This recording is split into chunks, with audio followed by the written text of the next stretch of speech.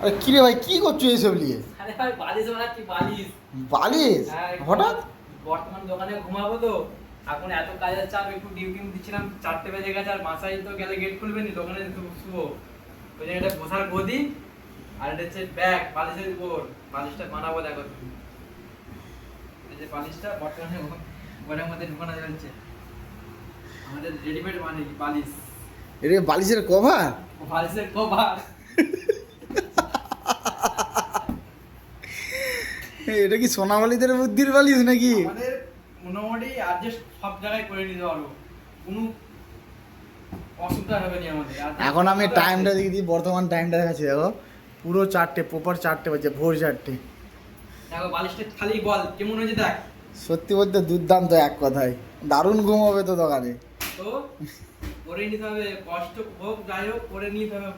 2 ঘন্টা ঘুম, একটু শান্তি করে ঘুমাবো। ব্যাস, এই বালিশ রেডি হয়ে গেল। সে বললাম। ঘুমটা খালি দুবো। সবাইকে গুড নাইট। আর তোমরা যদি পারো এরকম একটা বালিশ বানাবে ঘরে কিন্তু। চলো বন্ধ।